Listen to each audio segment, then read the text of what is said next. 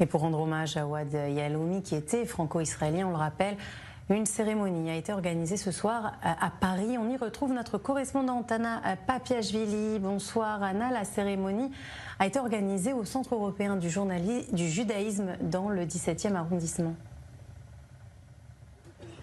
Absolument, et ce dernier hommage pour le franco-israélien Ouad Yahalomi a commencé tout d'abord à la synagogue avec quelques mots qui ont été prononcés en sa mémoire, et puis un kaddish aussi a été récité, et puis sur scène dans cette synagogue il y a eu aussi le témoignage de familles d'otages qui ont fait le déplacement ici en France pour parler aussi d'Ouad Yahalomi, puisque l'un des pères, des familles d'otages connaissait Ouad Yahalomi et sa famille, Batsheva et les 3 enfants. Et puis ensuite cette cérémonie, on est venu ici à l'extérieur de ce centre européen du judaïsme, et vous pouvez le voir juste derrière moi, un olivier a été planté avec la photo d'Ouad Yahalomi qui se trouve juste en bas de cet olivier. Ici des chansons ont été entonnées par un chanteur qui est venu spécifiquement pour l'événement pour chanter des chansons en hommage à Ouad Yahalomi, des chansons qu'il aimait beaucoup, des chansons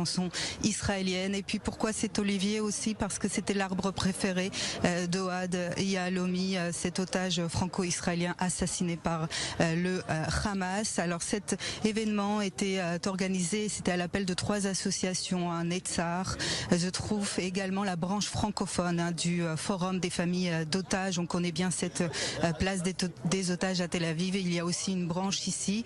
On est là avec Monsieur Lelouch, qui est le président de l'association Netzach et qui a tenu à organiser cet événement ici pour Ouad Yahalomi, franco-israélien. Il possédait donc la nationalité française. Venez ici, bonsoir. Voilà, c'était très émouvant là ce soir. Cet olivier, un olivier c'est très important, c'est un arbre presque éternel. Yahalomi, ça veut dire aussi les diamants sont éternels. On l'a beaucoup vu dans la presse aujourd'hui, et ça a fait du bien aussi à la communauté ici à Paris de rendre cet hommage. Vous ressentiez le besoin de l'organiser?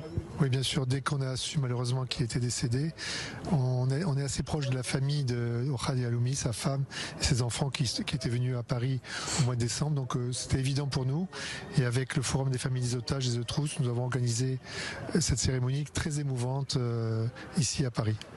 Il y a eu aussi là, pendant cette cérémonie, lorsqu'on était encore à la synagogue, ces témoignages de familles d'otages qui traversent, on va dire, les frontières pour parler des membres de leur famille, dont Monsieur Ilouz, qui nous a fait écouter une conversation, et ça c'était assez impressionnant. Racontez-nous.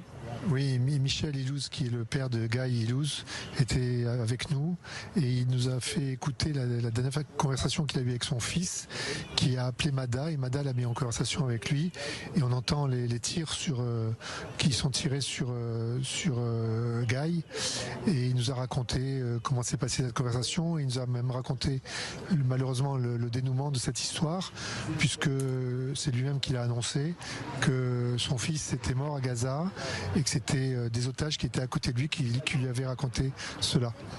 Oui, c'est très difficile de venir témoigner de cela. Merci beaucoup, merci.